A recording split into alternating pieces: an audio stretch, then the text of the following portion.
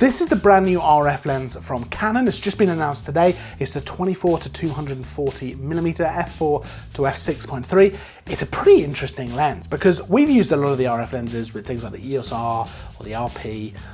And while they are amazing lenses, they really are very well made and really quite incredible feats of engineering in terms of lenses, they're not particularly cheap. I think that's probably fair to say. Whereas this lens is coming in at a much more affordable price point, which makes it very interesting to people who may be getting the RP, or even just the EOS R actually, but they don't want to spend quite so much on a lens. Maybe they want just one lens with a very versatile focal range. As I should probably say up front, it's a pre-production model that we've been able to play around with. I can't actually show you any of the pictures or video that we've taken, but hold on, I can show you some of the sample pictures that Canon have sent over as well. We have actually been shooting with it a little bit this afternoon, just to kind of get a feel for how it performs. It's actually a really nice lens, especially for the kind of price it's coming in at. Now, 24-240, that's a 10 times zoom. That's pretty impressive. That's gonna give you a lot of room for shooting things like landscapes at 24, so kind of that wider shot, pushing in for close-ups, for portraits, for things like that. You're gonna be able to get some nice images of this. But what I've been doing is shooting quite a bit of video on it, just to kind of test it out. Now, one of the reasons for that is it's actually got 5 stops of image stabilization built into the lens. Now, I always find the Canon image stabilization in lenses to be particularly good. It's always, I think it's always very impressive. And this is no different. I've been able to get some really nice, smooth handheld shots. I shoot pretty much all my video all the time handheld. Obviously right now it's on tripod, but usually I shoot handheld.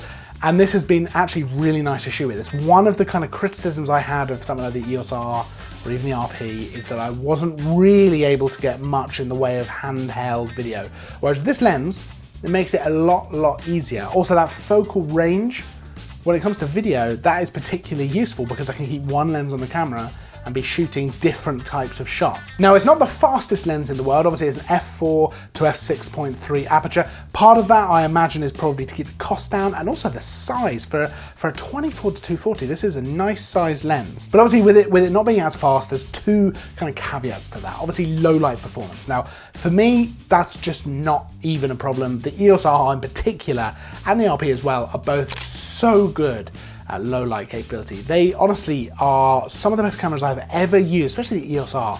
I just will never get over how good that camera is when you're boosting up that ISO. So for me, having a slightly slower lens really isn't going to be that much of a problem. Couple that with the fact that this has got very good IS in the lens and you're able to use those slower shutter speeds without having to worry too much about handshake. And then the other side of it, of course, is the kind of bokeh, the out of focus areas of the lens. Now, this isn't going to be one of those kind of bokeh-licious lenses. It's not going to be one of those lenses that you take photos with wide open and you think, oh yes, that's what I want. It's not going to be that kind of lens. However, zoomed in above sort of 100, certainly up to 200, 240, you get that nice compression and you do start to get those nice out of focus areas in the background. The background does start to blur. Now, you're always going to be able to see kind of elements of the background. It's never going to blur completely out, but it does start to look really quite pleasant and you can get some nice shots. I've had this before with other lenses like the Canon 24-105 where we reviewed that. Even though it's an f4 lens, you're still able to get those nice blurred backgrounds if you just stand a little further back and zoom in. That compression gives you that option. Some other nice things about this lens, it has nano USM technology. Now that basically means that it's incredibly fast for autofocus. It is very noticeable. It uses kind of tiny little vibrational waves to actually move the glass, and it is super quick and it's nice and accurate as well, especially on the front of the EOS R. That also means it has great performance in terms of autofocus for video as well, which is really nice, especially in these cameras. Now on the lens itself, there's only a couple of controls. Obviously you've got the zoom ring, you've got the second ring. Now that can be used as either a manual focus ring or there's a switch here to change that to the control ring that you might find on some of the other RF lenses as well. Now that's quite handy because I tend to shoot autofocus most of the time, unless I'm shooting video, in which case I will shoot a bit of manual focus as well. But I actually really like that. Having the option to switch it between manual focus and then control, you can customize what it does. So you can have it as an aperture ring, you can have it as an ISO ring. There's lots of different things there. That's quite nice. And to me, that was a nice touch. It saves space on the lens, so you don't have to have a manual focus ring and then a separate control ring.